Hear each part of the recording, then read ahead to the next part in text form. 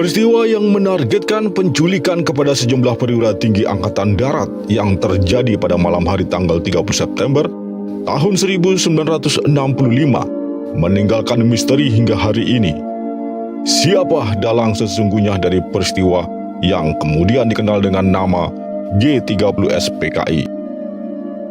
Peristiwa yang terjadi di dua tempat, yakni di Jakarta dan di Yogyakarta, menelan korban 7 jenderal dan 2 perwira menengah Angkatan Darat, 1 perwira pertama polisi dan 1 warga sipil. Pemerintah Orde Baru mengklaim peristiwa itu didalangi oleh Partai Komunis Indonesia atau PKI.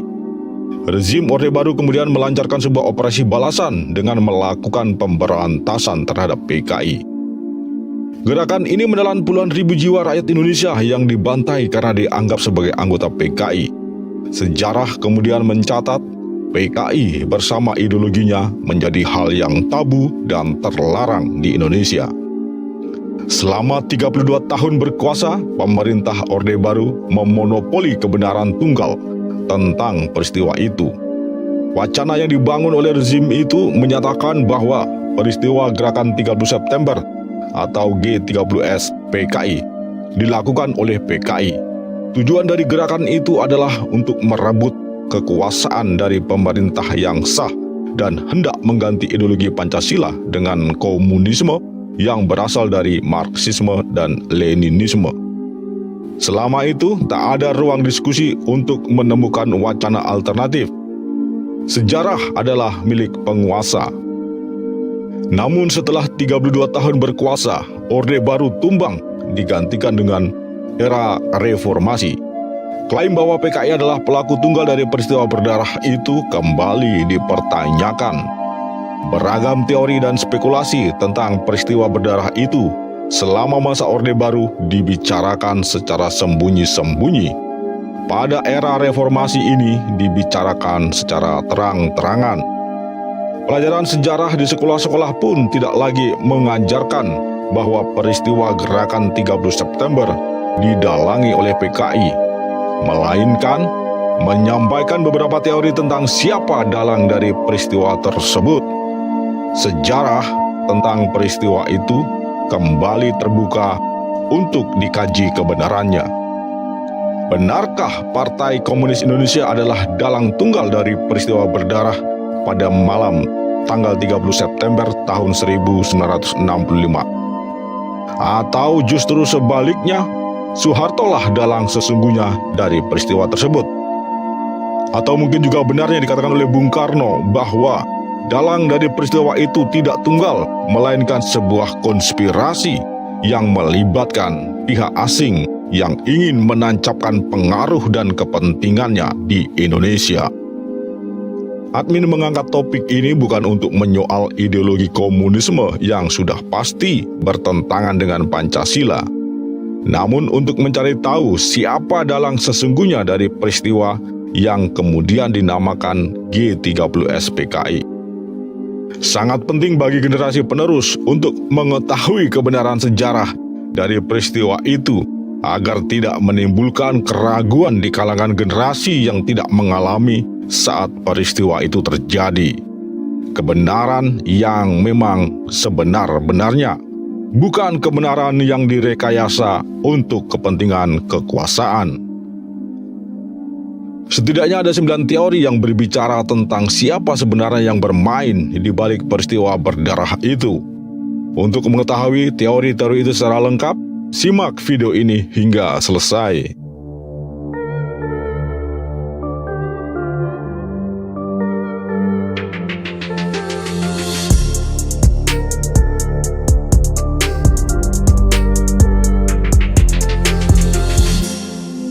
Berikut ini 9 teori tentang siapa dalang sesungguhnya di balik peristiwa pada malam hari tanggal 30 September tahun 1965.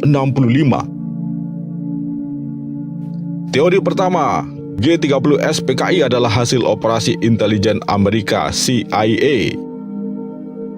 Perang dingin antara Amerika dengan Uni Soviet memecah peta politik dunia ke dalam 2 blok, yaitu blok komunis dan blok kapitalis.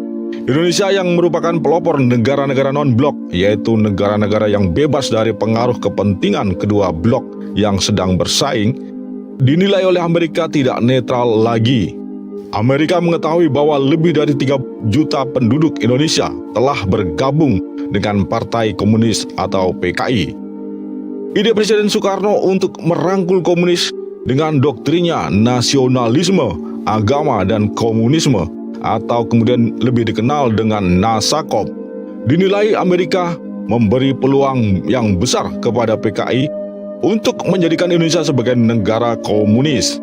Hal ini akan merugikan kepentingan Amerika di Indonesia, yakni untuk menguasai sumber daya alam yang melimpah, terutama minyak bumi, emas, dan nikel. Oleh karena itu, opsi terbaik bagi Amerika adalah menghancurkan PKI dan melengsarkan Soekarno. Tentang peran Amerika di dalam operasi berdarah yang disebut dengan G30S PKI itu dikemukakan oleh Profesor Peter Dale Scott dari California University. Di dalam karya ilmiahnya yang kemudian diterbitkan menjadi sebuah buku dengan judul CIA dan Penggulingan Soekarno, Profesor Dale mengungkap bahwa CIA membangun relasi dengan para perwira Angkatan Darat di Sesquad. Salah satunya adalah Soeharto. Keterlibatan CIA dalam rencana kudeta untuk menggulingkan Soekarno juga diungkapkan oleh jurnalis Belanda bernama Willem Oltmans dalam bukunya Di Balik Keterlibatan CIA, Soekarno Dikhianati. Hal yang sama diungkap oleh sejarawan Baskara Tulus Wardaya dalam bukunya yang berjudul Soekarno Menggugat. Di dalam kedua buku itu diungkapkan keterlibatan aktif CIA dalam merancang skenario kudeta kepada Presiden Soekarno.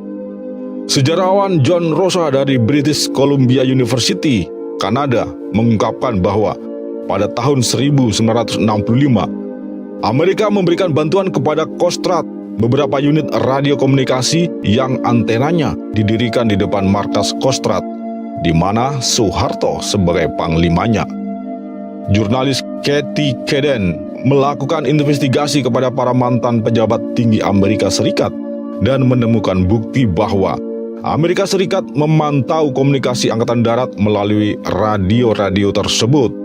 Dengan informasi yang diperoleh melalui radio komunikasi itu, CIA mengetahui peta kekuatan militer yang loyal dan yang anti kepada Soekarno.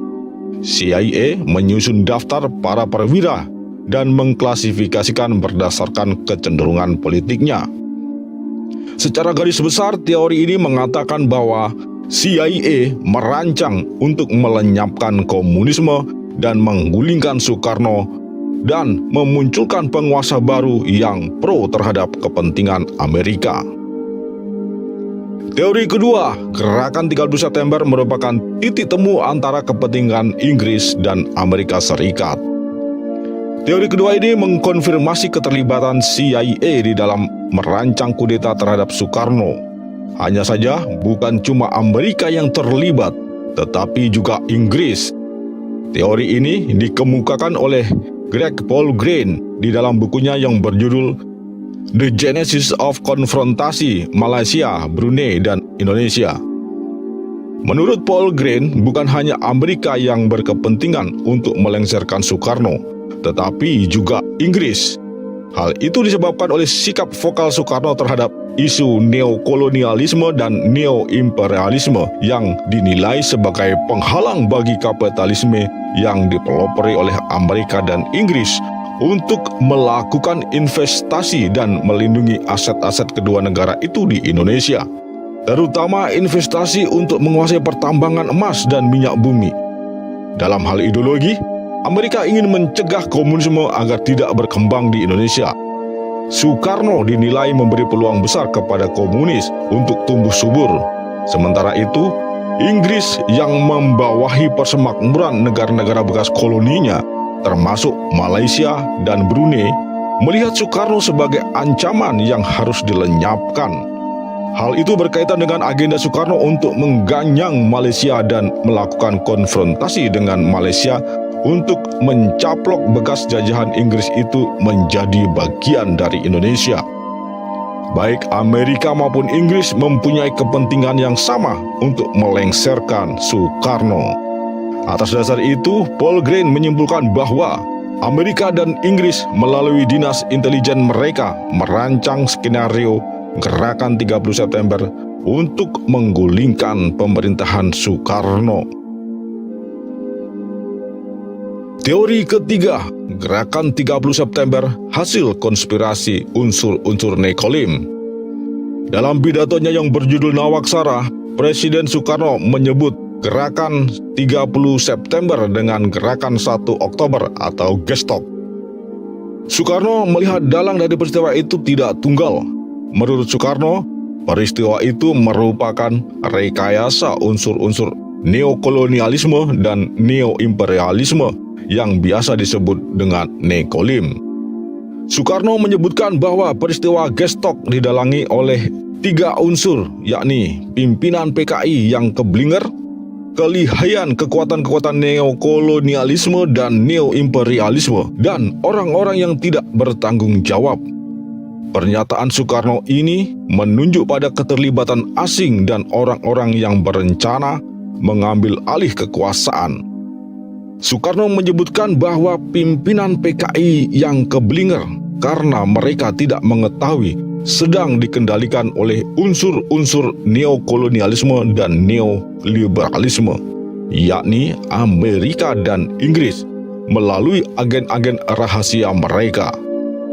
Soekarno juga menyebut ada oknum-oknum yang tidak bertanggung jawab, namun tidak menjelaskan siapa yang dimaksud. Profesor Wertheim menjelaskan yang dimaksud Soekarno dengan orang-orang yang tidak bertanggung jawab adalah oknum tentara yang paling diuntungkan oleh peristiwa tersebut. Teori keempat, Gerakan 30 September adalah puncak konflik internal tentara.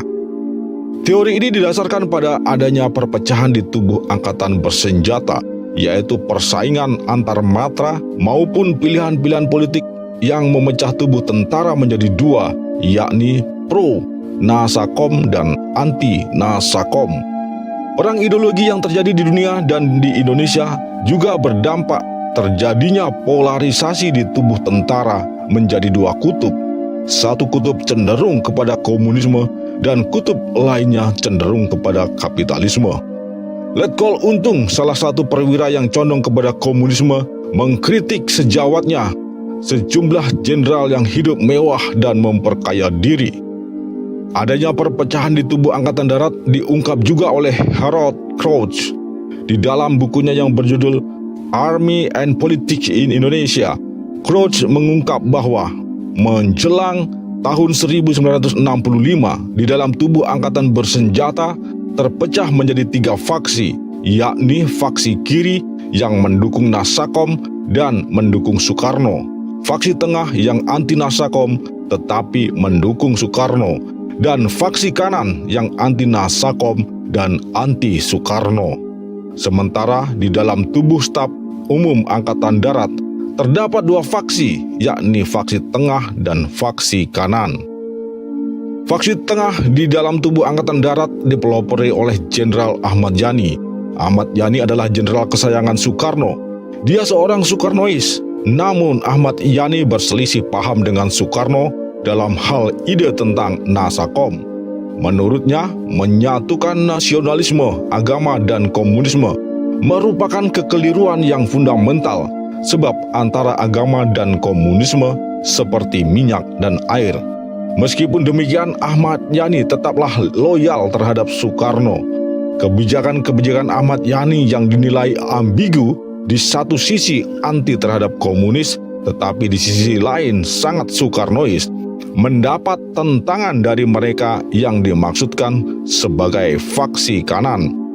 Mereka yang bersikap demikian adalah Jenderal Abdul Haris Nasution dan Mayor Jenderal Soeharto.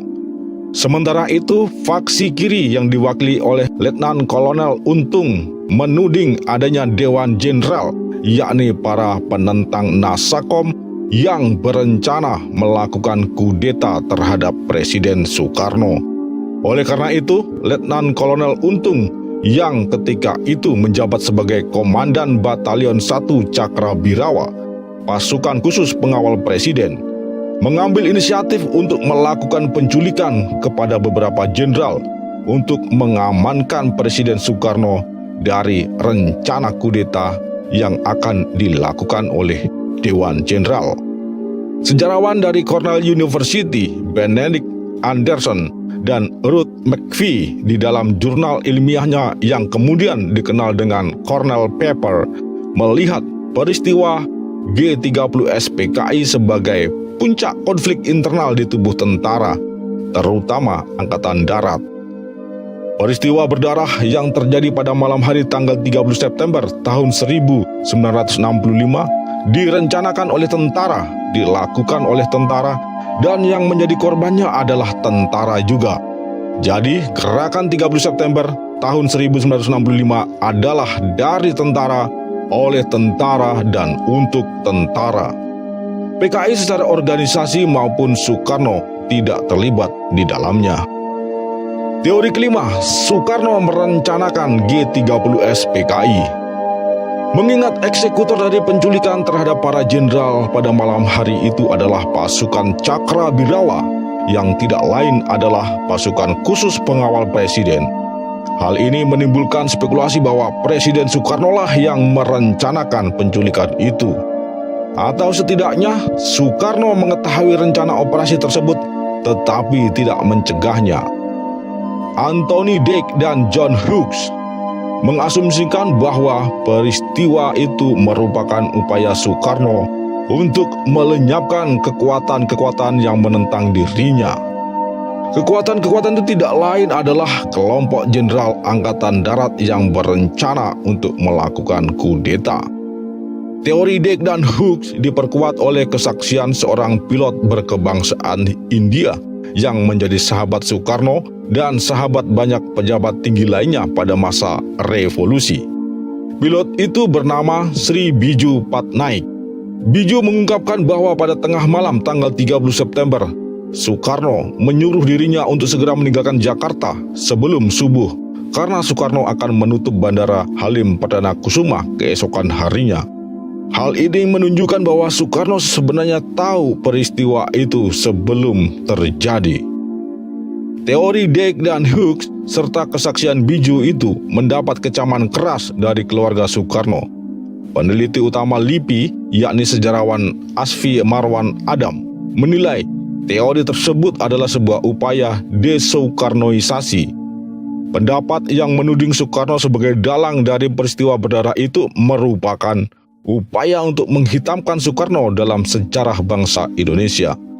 Asfi menilai buku Soekarno File karangan Anthony Dake adalah sebuah pembunuhan karakter terhadap Soekarno.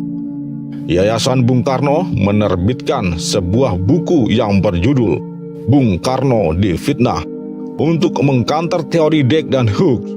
Di dalam buku tersebut disertakan kesaksian dari Kolonel CPM Maulwi Sailan, wakil komandan resimen Cakrabirawa kala itu, yang membantah keterlibatan Soekarno dalam peristiwa G30 SPKI.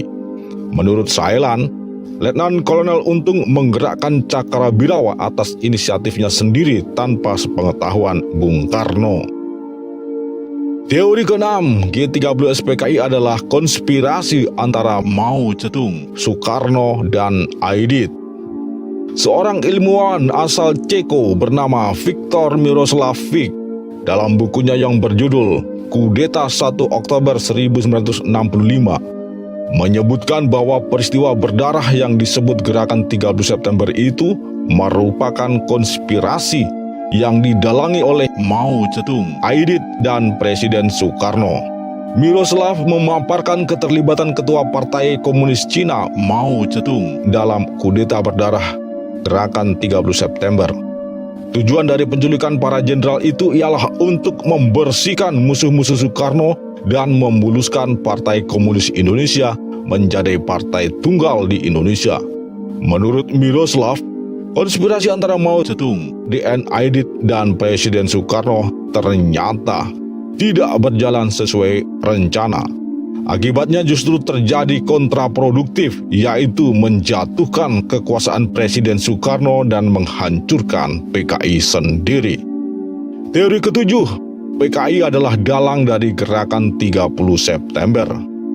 Teori yang menyatakan bahwa Partai Komunis Indonesia adalah dalang dari gerakan 30 September dikemukakan oleh seorang jurnalis Amerika bernama Arnold Brinkman dalam bukunya yang berjudul The Communist Collapse in Indonesia yang terbit 4 tahun setelah peristiwa itu meletus.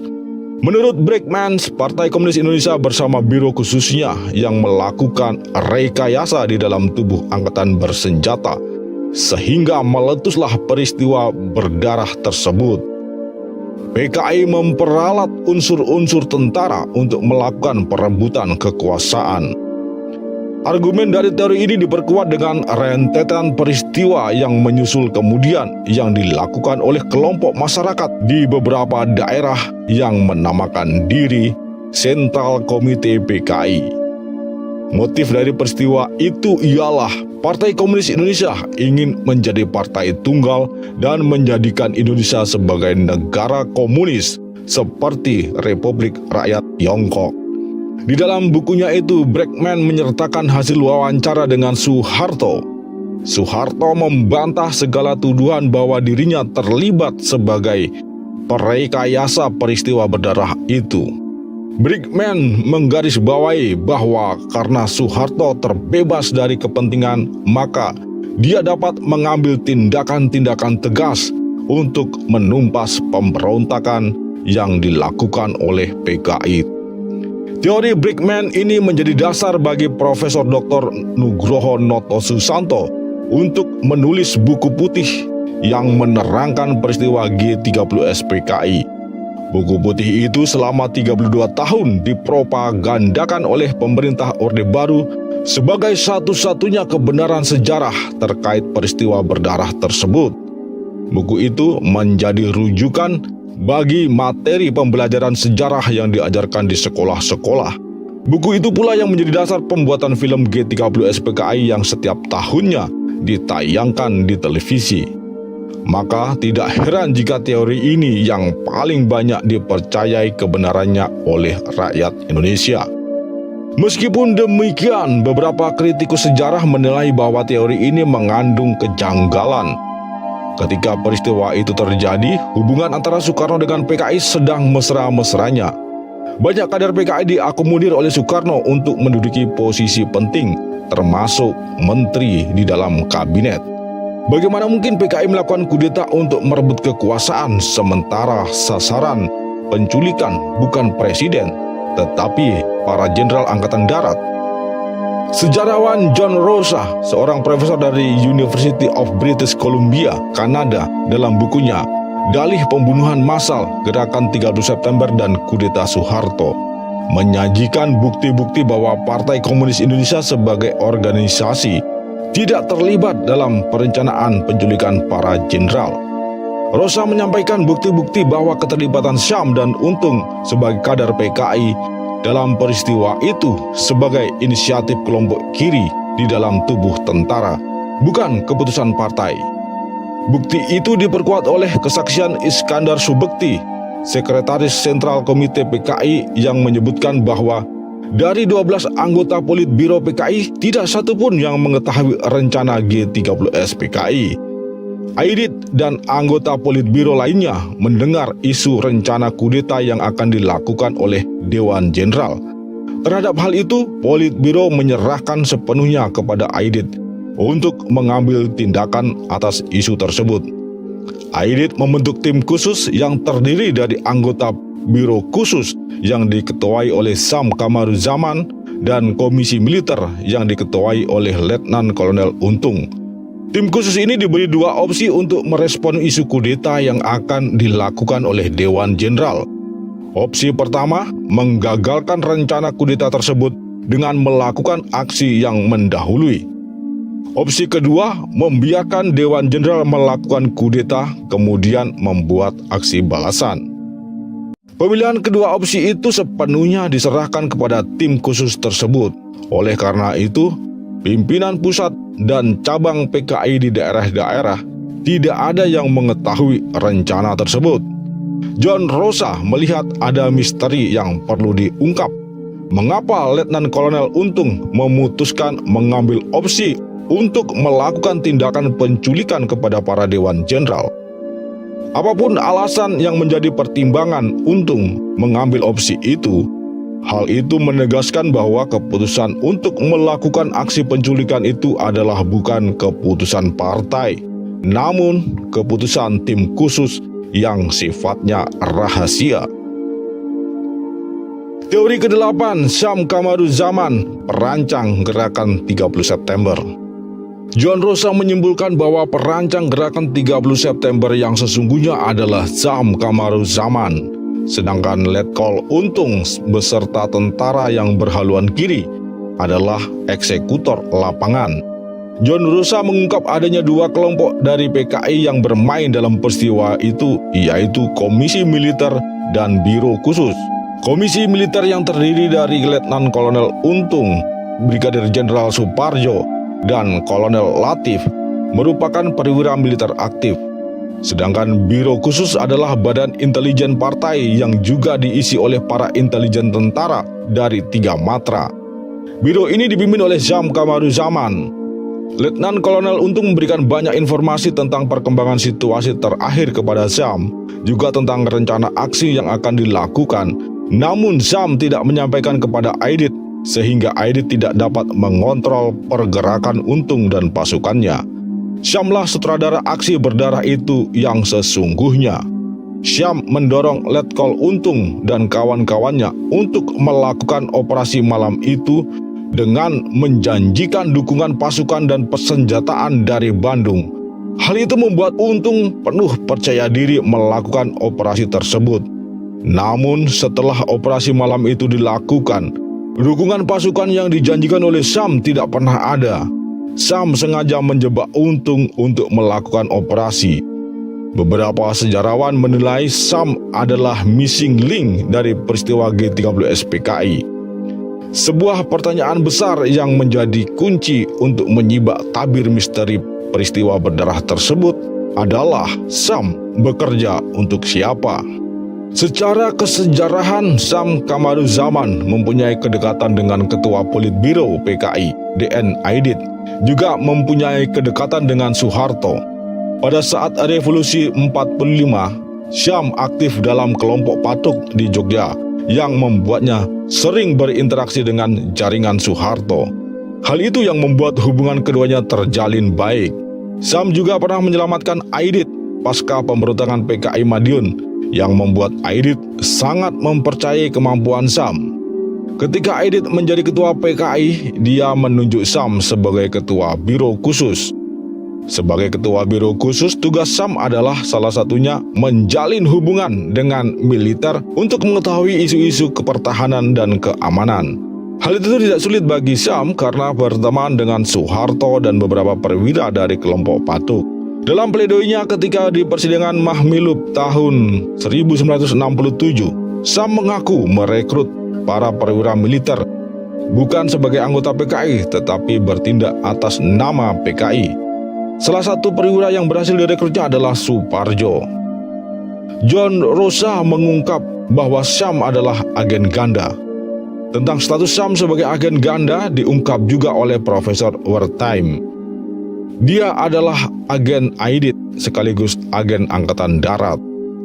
Soekarjo Wilarjito, mantan pengawal Presiden Soekarno, memberikan kesaksian yang dimuat dalam bukunya Mereka Menodong Bung Karno, mengungkap sepak terjang Syam di dunia intelijen. Syam yang awalnya sebagai agen KGB Uni Soviet, kemudian direkrut oleh Brigjen Soeharto menjadi agen CIA. Teori ke-9, G30 SPKI adalah kudeta merangkak Soeharto. Teori kudeta merangkak ini mempunyai banyak varian, namun intinya menyebutkan bahwa Soeharto berada di balik peristiwa berdarah tersebut. Dalam pledoinya, Kolonel Abdul Latif mengungkapkan bahwa 2 hari sebelum peristiwa itu terjadi, yakni pada tanggal 28 September 1965, dia melaporkan kepada Soeharto di kediamannya bahwa akan ada operasi pada tanggal 30 September untuk menggagalkan rencana kudeta Dewan Jenderal. Kemudian pada tanggal 30 September, 4 jam sebelum operasi itu dijalankan, Latif kembali melapor kepada Soeharto bahwa operasi akan segera dilakukan. Jika benar demikian, Soeharto sebenarnya mengetahui rencana operasi yang dilakukan oleh Letkol Untung dan kawan-kawannya. Namun Soeharto tidak mencegahnya. Soeharto juga tidak memberitahukan akan adanya operasi itu kepada Jenderal Nasution dan Jenderal Ahmad Yani sebagai atasannya. Profesor Dr. Wertheim menilai Soeharto sebenarnya bisa mencegah operasi itu jika mau, sebab Kolonel Latif adalah loyalis Soeharto sejak serangan umum 11 Maret di Jogja, juga dalam operasi Mandala pada saat pembebasan Irian Barat. Sebagai Panglima Kostrad, Soeharto mempunyai kekuasaan untuk menggerakkan kesatuannya untuk menggagalkan operasi itu, tetapi tidak dilakukannya. Hal itu mengindikasikan bahwa Soeharto menghendaki terjadinya peristiwa tersebut. Dr. Subandrio, mantan Wakil Perdana Menteri pada masa Kabinet Dwi Kora pertama, juga anggota Komando Operasi Tertinggi Badan Operasi Dwi Kora dan Trikora, sekaligus Ketua Badan Pusat Intelijen atau BPI pada saat peristiwa G30S terjadi, menuliskan kesaksiannya dalam sebuah buku yang berjudul Kesaksianku tentang G30S, menyebutkan bahwa peristiwa itu sebagai kudeta merangkap dari Mayor Jenderal Soeharto. Subandrio menyebut ada 4 tahap yang dilakukan Mayor Jenderal Soeharto untuk merebut kekuasaan. Tahap pertama, mendorong Untung, Latif, dan Suparjo untuk melakukan operasi penculikan kepada sejumlah jenderal yang berpotensi menjadi pesaingnya, kemudian memukul balik mereka. Tahap kedua, setelah mengemban Super Semar, Soeharto membubarkan PKI dan melakukan pembersihan terhadap kader-kader PKI. Tahap ketiga, melakukan penangkapan kepada 16 menteri Kabinet Dwi Kora yang di dalamnya adalah para intelektual dan yang dapat mengganjal Soeharto di kemudian hari. Tahap keempat, melalui Jenderal Nasution yang diangkat menjadi Ketua MPR sementara, mencabut kekuasaan Soekarno sebagai presiden dan menyerahkan kekuasaan kepada Soeharto sebagai mandataris MPRS. Subandrio menilai pencabutan mandat Soekarno dan penyerahan mandat kepada Soeharto itu ilegal karena hal itu adalah kewenangan MPR hasil pemilu, bukan MPR sementara. Profesor Wertheim dengan menukil adagium dalam dunia intelijen untuk mencari tahu siapa dalang sesungguhnya dari peristiwa berdarah itu adalah dengan menilai siapa yang paling diuntungkan dengan adanya peristiwa tersebut. Berangkat dari asumsi tersebut, dia menunjuk bahwa Mayor Jenderal Soeharto adalah orang yang paling diuntungkan oleh adanya peristiwa itu. Semenjak menerima Super Semar, Soeharto melenggang terus menuju puncak kekuasaan yang semakin kokoh. John Rosa menyebutkan bahwa Amerika mendukung penuh tindakan-tindakan Soeharto dengan memberikan bantuan sebesar 30 juta rupiah untuk melancarkan operasi pembersihan PKI. Uang 30 juta kala itu tentulah sangat besar nilainya. CIA juga menyerahkan daftar orang-orang yang harus dibereskan oleh Soeharto melalui operasi pembersihan. Setelah Soeharto memegang puncak kekuasaan di negeri ini, hubungan Indonesia dengan Amerika terjalin sangat baik. Freeport menjadi monumen hubungan baik antara Soeharto dengan Amerika.